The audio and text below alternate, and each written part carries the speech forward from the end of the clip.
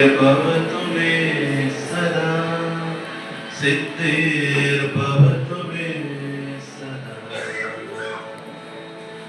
चिद्रूपां परमेश्वरीम् अभयमुद्रालङ्कृतां शाश्वतीं पाशं च अभयमङ्कुशं च कलशं धृत्वा चतुर्विकरे भक्ताभीष्टवरप्रदां भगवतीं श्रीं चित्रमूले स्थितां शान्तां धीमहि मन्दहासवदनां श्रीकालिकां प्रमुदाम्।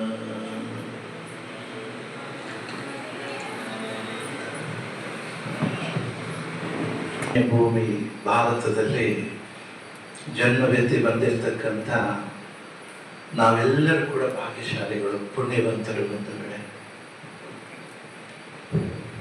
ಅದೆಷ್ಟೋ ಮಹಾತ್ಮರು, ಋಷಿಮುನಿಗಳು, ಸಿದ್ಧಿಪುರುಷರು, ಪುಣ್ಯವಂತರೆಲ್ಲ ಈ ನಮ್ಮ ಪುಣ್ಯ ಭೂಮಿಯಲ್ಲಿ ಹಾದು ಹೋಗಿದ್ದಾರೆ.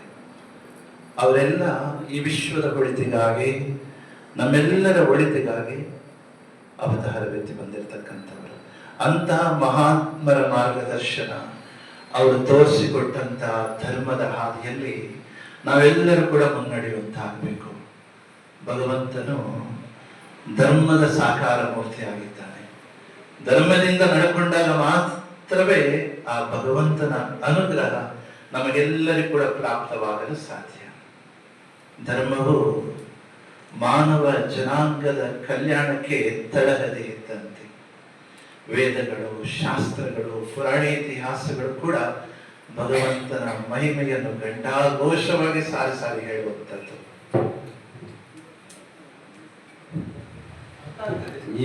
ఈ పుణ్యభూమి భారతದಲ್ಲಿ, ఈ పుణ్యభూమి భారతదేశంలో పుట్టిండే మనమందరూ కూడా ధన్యులు. మనమందరినీ ఉద్ధరించేందుకు అనేక సిద్ధి పురుషులు, సాధు సంతులు ఈ దేశంలో జన్మమెత్తారు. వాళ్ళందరి మార్గదర్శనంలో మనమందరూ కూడా బతికాము. ధర్మం రూపంలో మాత్రమే మనమందరూ బతకాలి. అదొక్కటే మనిషిని ఎత్తుకు తీసుకెళ్లేటువంటి ఒక సాధనమైంది. అందుకోసం మనమందరూ కూడా ఎవరు కూడా అసలు ధర్మము ఇడకుండా బతకాలి అని స్వామివారు చెప్తా ఉన్నారు. ಪುಣ್ಯ ಭೂಮಿಯಲ್ಲಿ ಹುಟ್ಟಿ ಬಂದ್ಮೇಲೆ ನಾವು ಹೇಗಿರಬೇಕು, ನಮ್ಮತನ ಹೇಗಿರಬೇಕು, ನಮ್ಮ ಸನಾತನ ಧರ್ಮದ ಆಚರಣೆ ನಾವು ಹೇಗೆ ಮಾಡಬೇಕು. ఈ పుణ్యభూమి భారతదేశంలో మనమందరూ పుట్టి మనమందరూ ఈ సనాతన ధర్మంలో ఎలా బతకాలి అనే దానికి మనకందరికీ ఒక మార్గం ఉండాలి.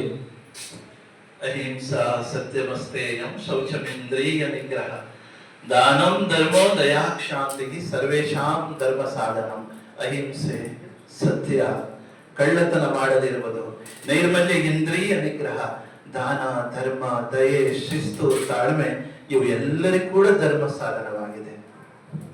ಅಹಿಂಸೆ, ಧರ್ಮ, ತಾಳ್ಮೆ, ಶಿಸ್ತು, అహింసే, ధర్మ, మనలో ఉండేటువంటి పేషెన్స్, మనలో ఉండాల్సినటువంటి శిస్తు, దాని తర్వాత ఎవరు కూడాను ಯಾವುದೇ దొంగతనం చేయకుండా బతకాలి.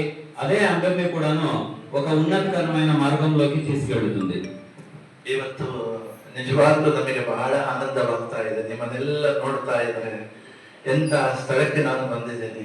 ನಮ್ಮ ಭಾರತೀಯ ಸಂಸ್ಕೃತಿ, ನಮ್ಮ ಸನಾತನ